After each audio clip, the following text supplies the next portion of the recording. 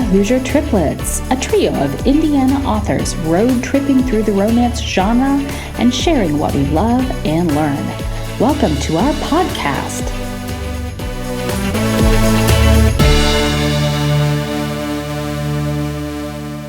What everybody write down to talk about? Size. Nothing. I sent him in a message. You did, which is on my phone, which is currently recording. Well, I did want to ask more about, the reporter that kind of misquoted in Orlando. Didn't misquote, misunderstood. Well, okay, misspoke. The dynamics Did of fail to being- fact check. Yep. Yeah. Had she attended the signing, or was she just No, doing? they were doing on a story. Okay, so the author came in. Okay, so let's preface it for the viewers. Oh, We're talking about listeners. or the listeners, viewers and or listeners. Okay. We're talking about something that Melanie posted on Facebook, which was something that she saw on the news, and take it away. So in Orlando on their morning news, they did a story. They said, "Oh, we're talking to a writer with a book coming out. It's self-published." So I was like, "Oh, I'm gonna watch this." Oh, it was a self-published book. Yes, they said. Okay, so it was where and clearly this woman was their investigative reporter because she was very serious, sitting, with her knees facing the writer. And the book was fiction, but it was a serious fiction.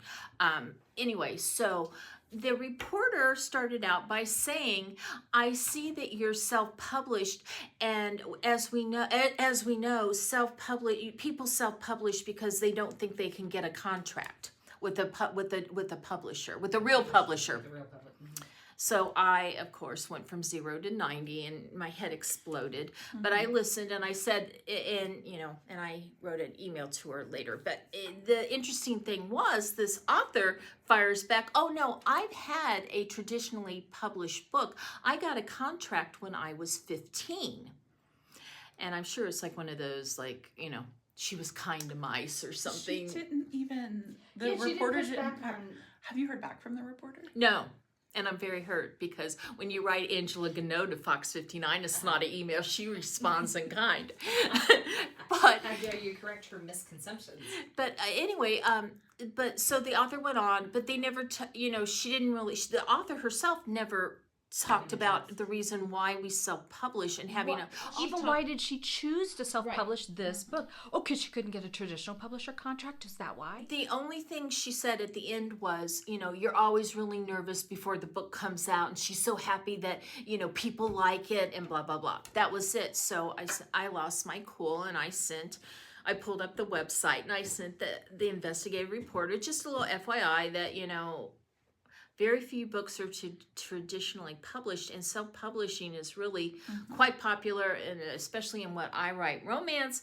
And also, it's also popular because we are our own bosses, and in the spirit of true, entrepreneurship, which everybody wants to be now. And pro. We're it. I said, we're all a bunch of badass girl bosses, and and I was disappointed to hear her denigrate it because clearly, I said it's no longer 2010.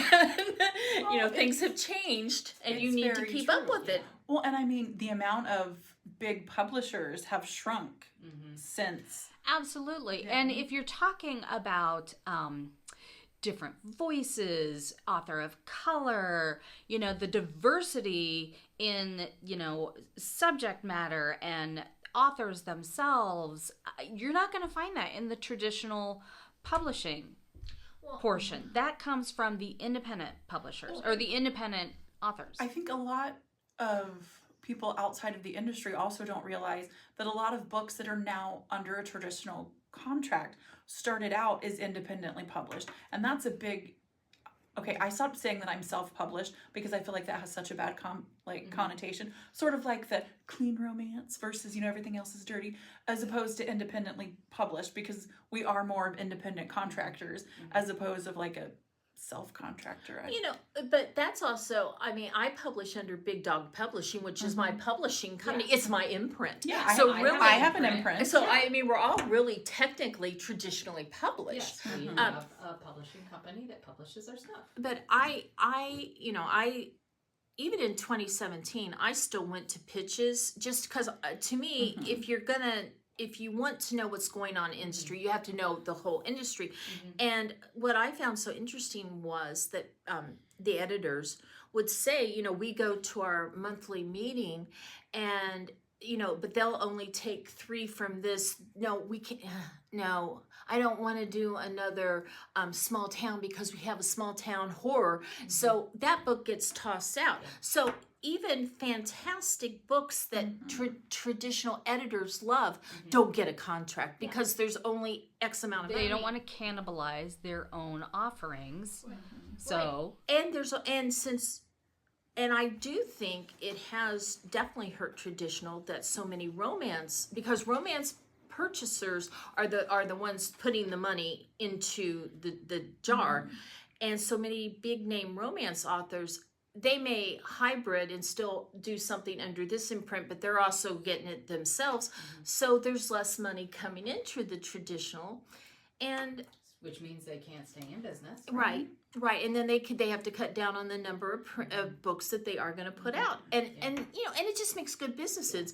Am I going to stick with the author I know, or am I going to take one I don't? Well, I'm going to stick with the one I know. Well, first of all, and especially an author that's already on an independent scale, already established themselves, you've got a name that you didn't have to put the marketing dollars into promoting.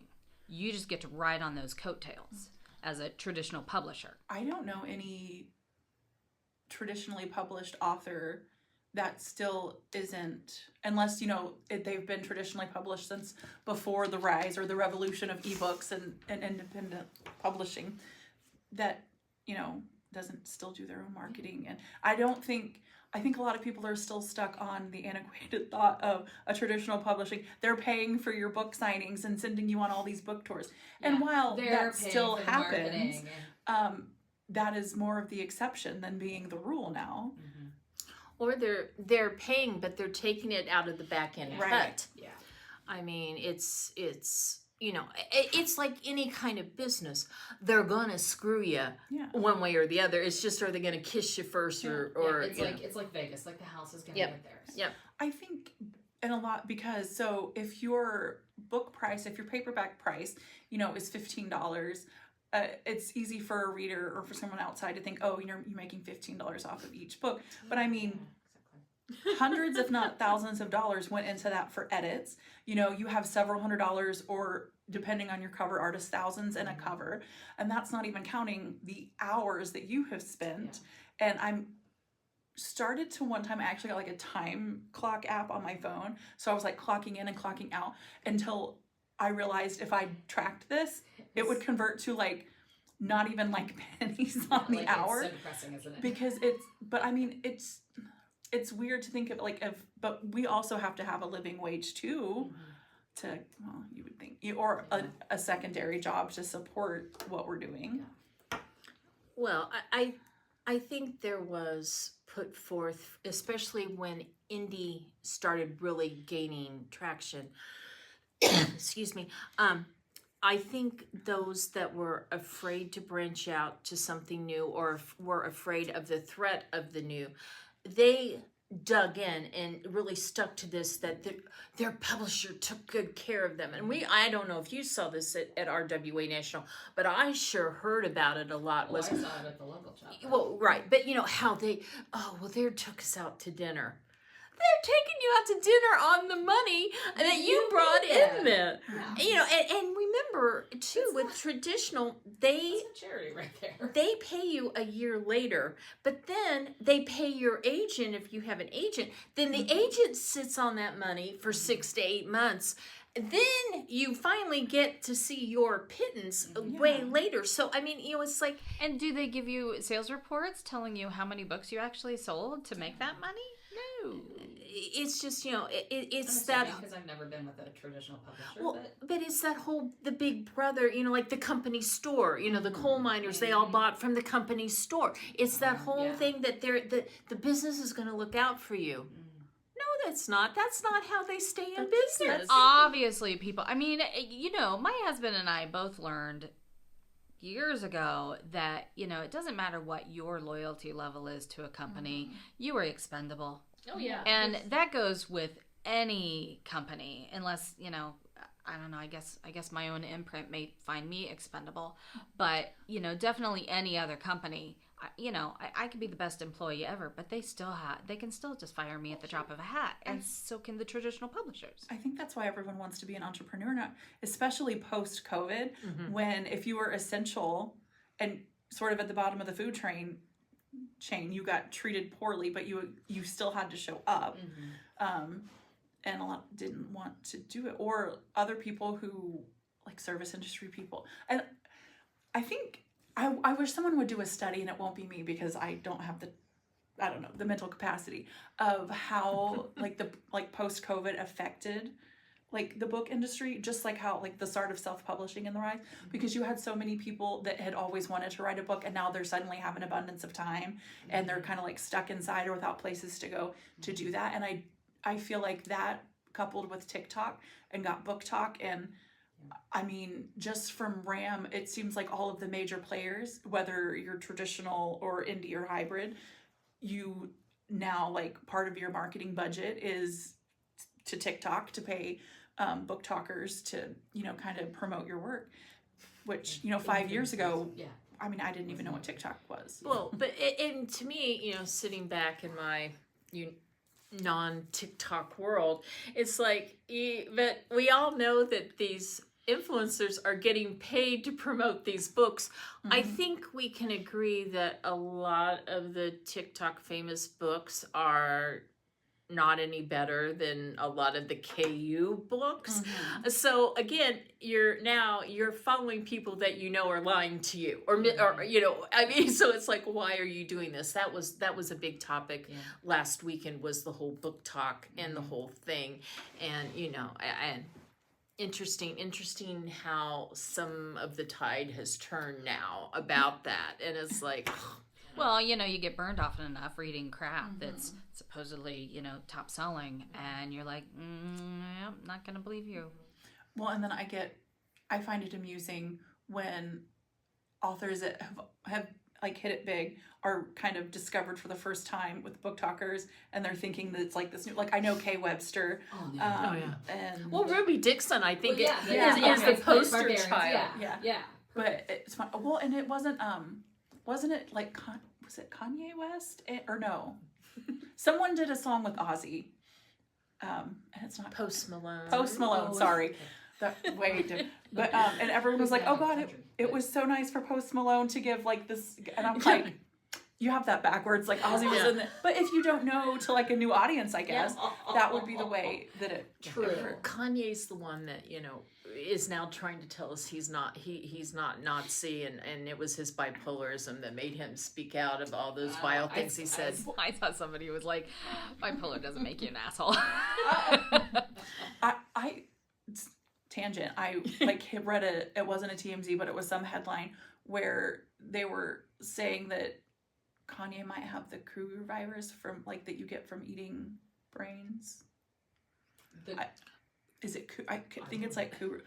There's some sort of. Is that like is it related to mad cow? Sort of something like that, and you get it from like it's often in like cannibal tribes from like eating human brains. Also, I know, which would be from his allegedly. I don't know. Epstein experience. I just think I just look now. Apparently, now we're getting censored. All I know is with Kanye, I hope he does not.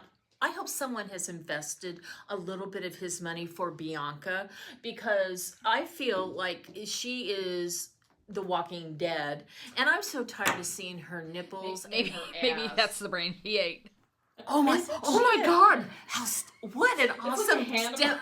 Oh, what an awesome like Stepford Wives, Hannibal. You know. Yeah. Oh my. We should write that book. Wasn't she an architect? Or an supposedly. I mean, I thought that she was like supposedly she was an architect, and she was like on the environmental expert. Yeah. In my mind, my story for her is she's like brilliant behind the scenes, and she is just like siphoning money, like she to set herself up. I'm just gonna play play the part I mean, until I get a lot of money. maybe. And then She I can- does the vacant eye thing because I'm fascinated by her, and I thought, I wonder if that's the hippocampus. But have you I looked- love that he's eating. I mean, a little laser. We're What is definitely it? getting sensitive. Kim, I thought, like, she had a lot of that if you look back from when her and Kanye were. wouldn't you just be tired of listening to his moaning baby ass all the time? I mean, wouldn't you just be tired of that? So it would be a 24/7? total Pride and Prejudice, the one who's like, oh, and I encourage him to go out on walks all the time. Oh, I encourage him to go, in the garden. Oh, I encourage him to, go visit the governess or whatever to get the hell away from me. All I know is I am so tired of Kim and being like, oh, I want them to have time with their father. Oh, really? Really? Okay. You know, Is that helping them? that doesn't make you mom of the year. He's a problem. Well, and how much, when you're at that level of wealth, how much time when it's divided is actually spent with the parent? Because, I mean, The only one he's ever shown with is North because he, that who's building her own social media empire and with her pierced nail and her green hair and her grill. Yeah. Someday someone's going to explain the whole grill thing to me. I've never understood why you That laugh. to me is just like, that's a cavity waiting to happen. Like, you probably have some broccoli in there, I would guarantee you you. know what? I wonder if that has historical ties to where, like when oral hygiene would be bad, because obviously, like, they were using like urine to brush your teeth, which doesn't seem sanitary to me. But only the wealthy would be able to afford to have good, nice looking teeth all of the time. Well, okay. So when we went back in the 70s, we would put aluminum foil and pretend there were braces in our mouth, and then and then like some idiot in your class would swallow part of it and have to go to the ER, and then Like, they wouldn't let us. Bite down and They wouldn't let us have foil anymore I because would be so worried I would get like an aluminum foil cut in my gums. Like, that never occurred to me. Well, I mean, it's the Reynolds wrap. I mean, it it wasn't heavy duty or anything. But yeah, to pretend you had braces. But even that got like that was fun for like, I don't know, 30 seconds. Yeah. I don't know. I guess every generation has a thing. It was snorting. I did not do that, but classmates snorted pixie sticks, like the candy, and then of course like the Through their nose? younger, through their nose. We- And food coloring in their eyes to make their eyes a different color, because you always want to try to blind yourself with some weird infection. Well, Yeah, even exactly. that, T.I.'s wife, she went to South America to have her eyes color changed. There's some. Oh, you can like tattoo your cornea or something Yeah. like that. Yeah. I gotta tell you, every time on TV they have the commercial for the one where it's an eye injection, I like have to clench because that to me is like the most terrifying thing. Because how do you not see the needle coming? I mean, I But just you do. So that's like whatever it is, where they take your cornea off, so they've got a razor it off. the You, laser like, thing. Yeah. To put in the implants. LASIK, yeah, and it's just like you're awake for that, and you're watching it, and I'm like, you better make me immobile because I'm definitely. Yeah, I'm too flinchable. scared to even freaking do LASIK. Yeah. I have a hard time not blinking when they do like the glaucoma and like the whatever. I watched David's LASIK because you could watch. Oh, thank you. And poor David, so like we meet his surgeon, blah blah blah, and so up here we're waiting for him to go for the next step, and I said, "Man, you're really brave." And he's like, "Why?" I'm like, "Your surgeon couldn't even like shave this scruff, and you're letting him go at your eye with a laser." I'm like, I gotta tell you, if that was my dude, I'd be like, "See ya, I'm not letting you touch me if you want me." And poor Dave, he's like, "Shut up, never talk to me again." I feel like I got us on like a big tangent away from the traditional I was just versus thinking, he won't let you near his independent. butthole, but he's okay with his eyes. Well, Yeah, anytime let's I can, take it anytime I can share my knowledge of rap music and rappers, I might jump right on because Well, I don't know why I sang Kanye. I knew it was supposed to. the brain. I'm just gonna say it's a senior moment on my part. The brain just eating the brains, and You just wished it was Kanye. well, I mean, well, it was. I think because of the brain eating thing, and then like it was not with. well, Ozzy. so many people. So many people are totally on board with the Jay-Z and Beyonce and the Illuminati. I mean, like that's true. I read it on, I saw it on TMZ. It's true or whatever. But I mean, like all these people, they just accept that and move on. So why not eat the brains? I mean, that's kind of a back even to pagan times that if you by eating your enemy, you gain you gain their strength. So I mean that at least tracks, and I could see so if I eat my really intelligent girlfriend's brains, then I'm gonna get the intelligence. Okay. I mean, it would kind of explain the vapid, soulless eyes, I guess. I don't know. Well, some writers with vampires in the blood, they're drinking the blood of drug users because they want the high, and that's the only way they can get the high is through the blood. And then because they can't get drunk, and it was I think Anita was it in True Blood or an Anita Blake series where she would eat like a lot of chocolate, and then he could he could get the chocolate taste through her blood. Man, that's old school too. That's old Anita Blake. Oh my gosh, sometimes I miss those books. I was Laurel K. Hamilton. It was a very big the Sookie Stackhouse series. A big fan of that, and it was like every year. I think 5 books were out when I found it, and then I read them all in like a weekend, and then I'm like, I have to wait a year before the next book comes out. And that is another big thing between traditional and being independently published, because I mean you can rapid fire release, and you have authors that is their you're releasing every 3 to 4 weeks. Well, even so much you as an independently published author, you're on your own timeline. So if it takes 2 years, it takes 2 years. If it only takes 3 months, it only takes 3 months. You don't have to wait for to get put in the the slot. Yep. To wait your turn. To go the traditional route, you don't have to make all of the decisions as far as you're not in charge of your cover and even necessarily your blurb, and just you don't have to find your editor. You don't have to but on the find a cover artist. On the flip side of that, you get what you get, and I know a lot of authors don't necessarily always like their covers that they're getting or given, and they don't have a lot to say, so it's give and take. But I mean, you're giving up creative control, but as authors, we're only ever going to get 65 to 70% of sale price of a book. When you go through traditionally published, then you're getting a much lower percentage, because you're paying your agent, you are paying your the house, and then what's left is you. And I don't think traditional houses have the reach anymore that maybe if you're going into like translations and into foreign rights, but even with that now, I think it's so common that so many indies have done the translations that's not even. And I think that true. there are companies that you can work with for translation stuff. I will say that with the indie published authors, our expenses are up front. So we're paying for the editor, we're paying for the cover artist, so we may get 60 to 70% of the book charge 3 months after it's 3 months after it's been sold.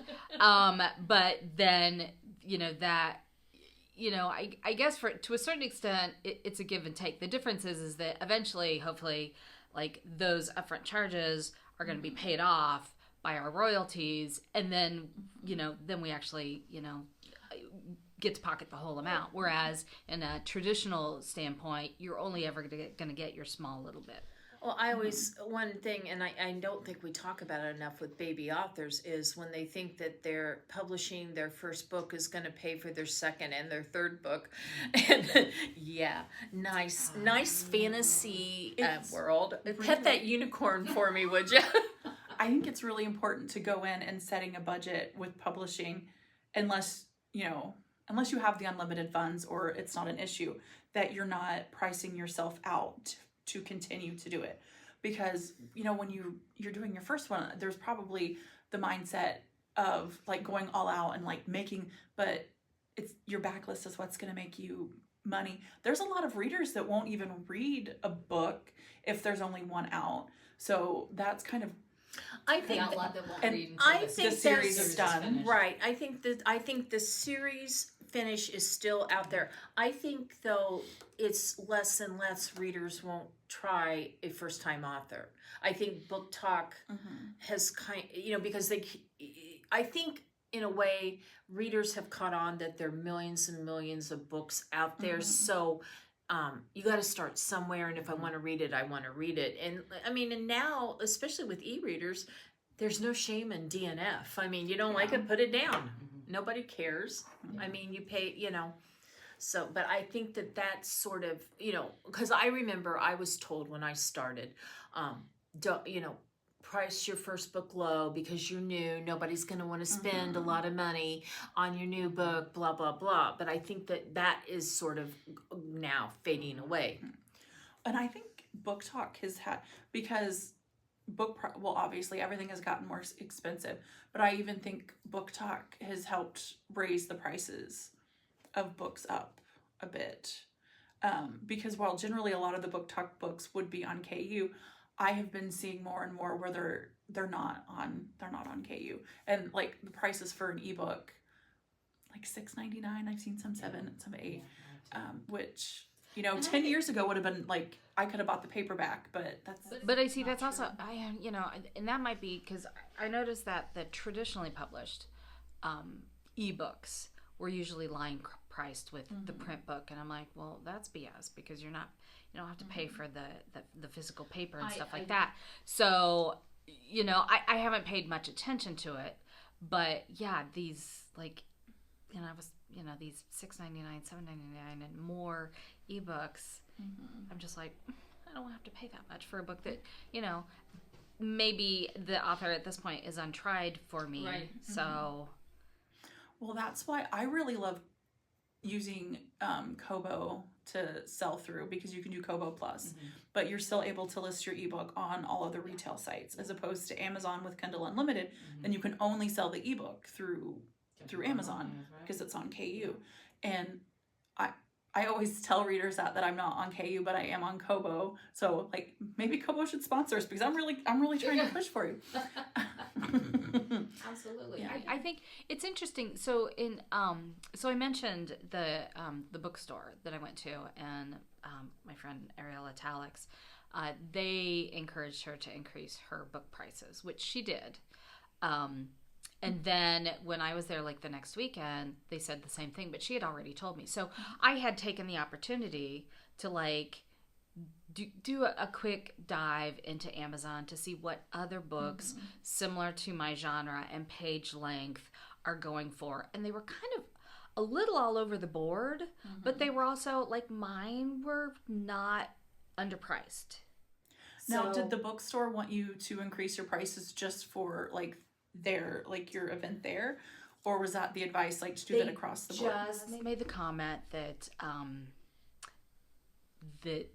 maybe I should increase my prices, and maybe I put them on the defensive, but I was even like, based on what is your reasoning for that? Well, they didn't really have and see, you're nice. I mean, I would be like, if your bookstore's here in 3 years, good luck to you. I mean, no, honestly, I mean, and I that sounds harsh, but a independent business, period, lasting 5 years is a big deal. But I just, for me, I'd be like, I've been doing this a little longer probably than you have. I might know more like how I'm doing this, but I mean, too, if they want you to price your book higher, how many have you sold through them?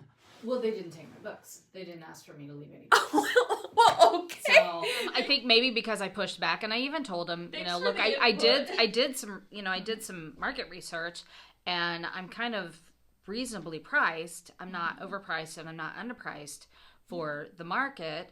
And she kind of backed up. She was like, it was just a Do you suggestion. think- Like she didn't even Wasn't that a power play, like to sort of like you're the author, we're the business? Well, I mean, do I have a problem with raising and making more per book? No, but I'm also like, I can't today. then they're going to look at Amazon and be like, I could have gotten it for $5 Right. cheaper. Absolutely. And I'm like, I'm not going to just randomly on a whim do that. And if it was so that she could make more money, I wish she would have said something. Because I'm not trying to keep a business owner from making money. But let's say you bumped them up $2. Still, what's that? What's she gonna get? 85 Is cents she more. gonna be able to like supersize that value meal? I question. Okay, I'll say it. I question the professionalism of, without asking, being given that advice. I mean, they should be they should be asking you. I think right now, in many ways, the authors, we know more about what's going on. Now, I have heard from friends that have independent bookstores have bought through Ingram Sparks, and they're selling a book that on Amazon is that the indie publish has put it, let's say $25, and somebody goes into this indie bookstore and their book's $35, and now they're mad at the author. Oh. And it's like, I got nothing to do with that. That's not my I mean, Well, and that's something else too. I have had a couple of small bookstores want to buy my book, but they want to buy it directly through Ingram Sparks. And I don't list my books through there because honestly, it's just one more place that I don't want to have to deal with. I don't want to put out there and then get like a bunch of returns. So I always offer that you can buy direct through me, and we can do because I do have it in a couple of bookstores, and we do the commission, whatever. The consign, which is, and that's fine. That works perfect for me, and I don't have to worry about returns. And also, I feel like it lets me track the inventory and sort of my sales channels a little bit more. Because okay, first of all, with Ingram Spark specifically, you don't know where you sold your book. So you may know, USA versus the UK. But you don't know who bought your book. You only know that you sold this many number of books, and this is the amount that you're going to get, in 90 days or whatever. So their reporting is notoriously horrible. So that doesn't help you at all. And then it's the whole return issue. And then with Ingram Sparks, and here's my assumption, and I didn't do it, but it's like if you want to go into, say, a Barnes & Noble or something like that, you should give a retailer discount, which means you're selling it to them for cheaper. Well, I don't know this. This information I'm basing this on is 5 years old. But Ingram Sparks has never been at that 5 years ago, Ingram Sparks was not a good friend to the mom and pop bookstore, because they're not thrilled with selling 5s, 3s, They want you to order 25. Yeah, 50. at least. And so,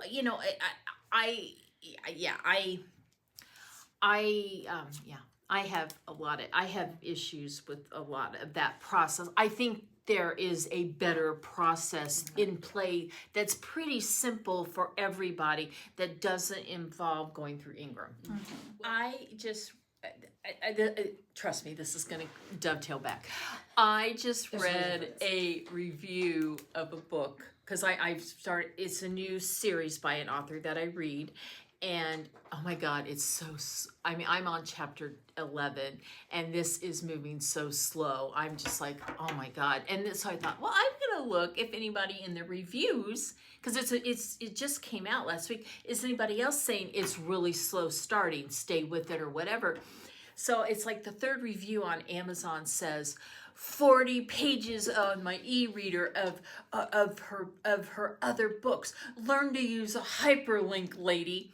So then I was thinking, this could save us. Could this save us having to go in and change the back matter in all our books if we just put a hyperlink and then we do it all through the hyperlink? Update just the hyperlink. Take that Ingram Sparks. Well, I think if you use Vellum, don't they have it now where so you can have a saved file of your back matter So then you just It upload becomes it. a template. Yeah, and then you can upload it there. So then, really it's you would still have to go through uploading the new thing to But you everywhere. don't have to recreate But if you it did with have the every book. hyperlink, it's a one and done. And Yeah. that would be. But a hyperlink to what?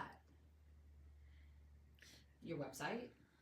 I would think your Yeah. website. Well, But see, because, like, that would drive for traffic. Like My back matter, I went through and I wrote a additional scene material based on one of the RAM suggestions. So I wrote a scene for each of my books, and it was extra. And so at the back of the book it was like, if you like what you read, join my newsletter, get this free additional, bonus material. Okay, well, each of those had to have their own. I couldn't just send them to a website and say, pick one, so. Although a lot of authors have started doing that. I might have to, just because, because these are through BookFunnel. If I ever stop using BookFunnel, then I'm screwed and tattooed. But yeah. Because and the only reason I know a lot of authors are doing pick one is because people bitch because the author has changed it, like for the and they're I wanted that story. Well, it's well, you're reading a version of the book from 5 years ago. Yeah. So that's how I know. If people bitch, I know. I don't know. I seem to be that person. You know what? I kind of I almost made the comment on something that you said about, or maybe even the when we were talking about the ebook prices, because I liken, it's the whole, like, you can go and spend $20 going to the movie theater to watch a movie, or you can spend $2 back when Blockbuster was still around. You could spend a couple dollars renting the movie, and your expectations are going to be lower, so you're going to be more entertained, which I think is actually contrary to how it is in the book world, because I find that people who get my books for free More critical. are far more critical. Yeah, my 3-star reviews are from them, and the people who spent the money to buy my books are the ones who are invested in me and my books, and they love them. So it's, I almost made the comment, well, if you, the ebooks that are like $6 and $7 and $8, if you made them cheaper, then I'd be more prone to buy them and enjoy them. And I'm like, wait, no, stop, because it's actually not my experience. It's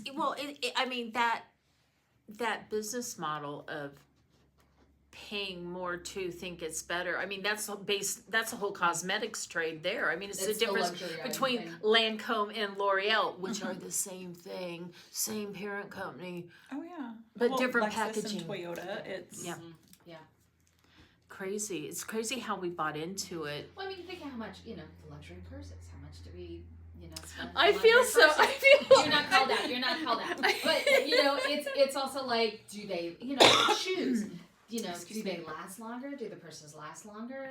Do they, I don't know, do they wipe your butt when you go to the bathroom? Like, Well, yes, no. Well, yes, do you get a happy what do you mean? I don't take my Louis into the bathroom. well, it's also, but that's the beauty of marketing. I mean, like, a good marketing campaign would make you buy literal crap. I mean, we've had celebrities selling their bathwater and like farts in a jar. So I mean, there's a market for kind of anything, I guess. I agree. Yeah, I'm still. Now I want to go to this bookstore and like yell at them. Well, My neighbor says you said this. sign up, and for when they ask you to raise your book prices, you can.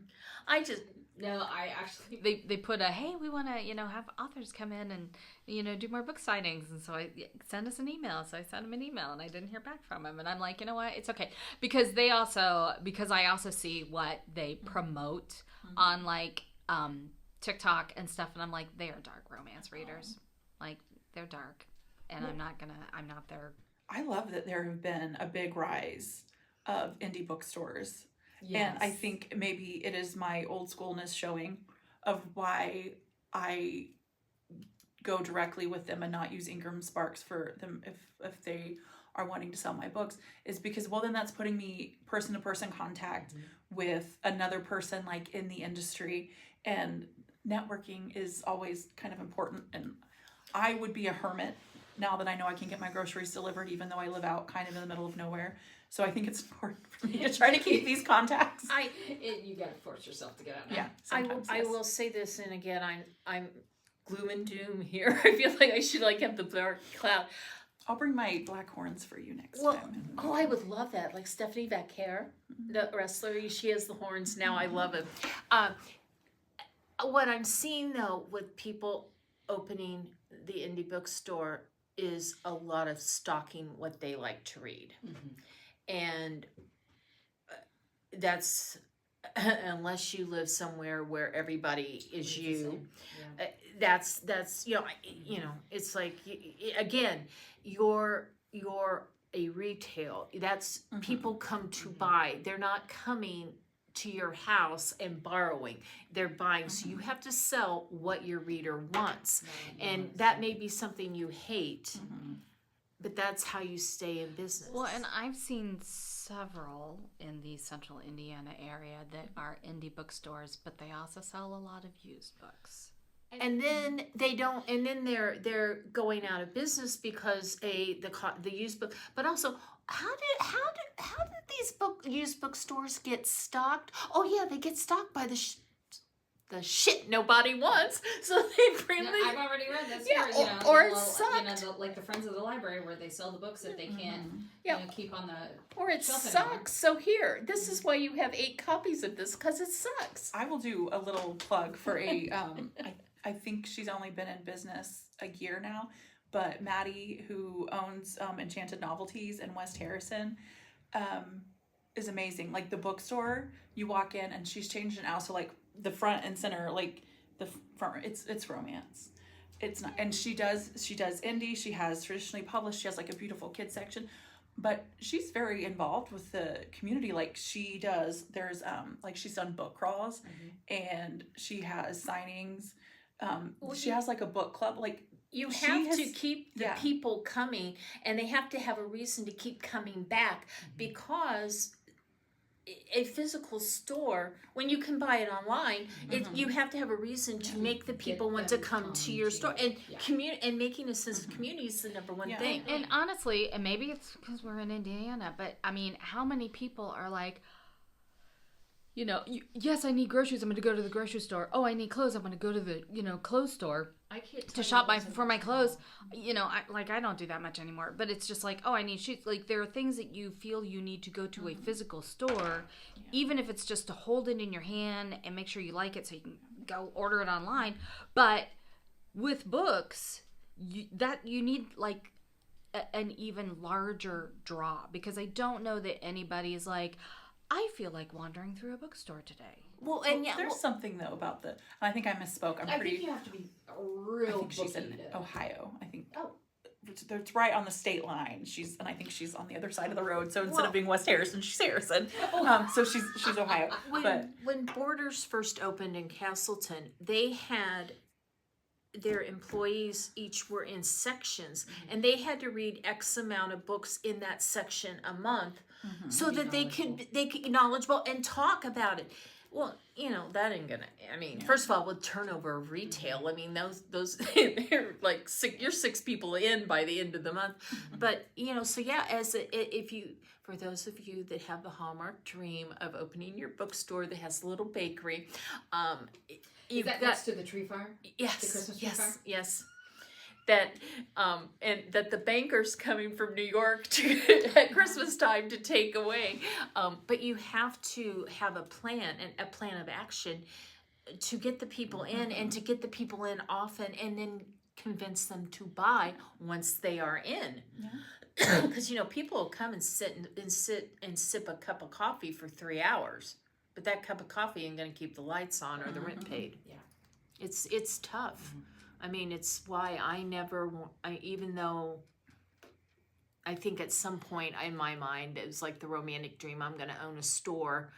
But then, I learned real quick, like in college, they just abused me of that immediately, because it was just, there's no way. You can't you can't. I feel like one of the first things you learn in any entrepreneurial or business classes is most businesses don't start making a profit until the 3rd year, and that's why so many fail with you were saying with and think about a brick and mortar store with inventory, the amount of money you have to invest in the inventory. Well, just us, our stock at home. Well, yeah. for signings. Yes. I think the year we did all of the signings where it was like Florida and Connecticut, I think I spent, and I know I didn't have that many books, like $800 on inventory. Just, and I did end up It's like having you to go order an a event, few you're times. like, oh, look at how much I sold. Yeah. I gotta take that money and I gotta buy more. I was out to lunch with my husband and I was just like, oh, just, I spent $800 like, ordering my books. And there was like a gentleman like at a table and he just did like looked horrified that he was listening in on us, that I had spent so much on, on books. That was my highest earning year back. Because But it was a busy year. but we did, was it seven events, and then that was just good marketing, because I'm like, I consistently had stuff to post to social media, because like, look where I am, look what I'm doing. It's not just me sitting in my office not wearing pants. No. Well, I think whether it's you want to open a bookstore, you want to be an author, you want to be a book talk influencer, you got to understand the business. And the business, although it's simple, but it's not, because there's a lot of intricacies, and it's ever changing. But I mean, God love the people that want to start their own bookstore. Go, I wish you everything, but good luck. Yeah. Good luck. Good luck.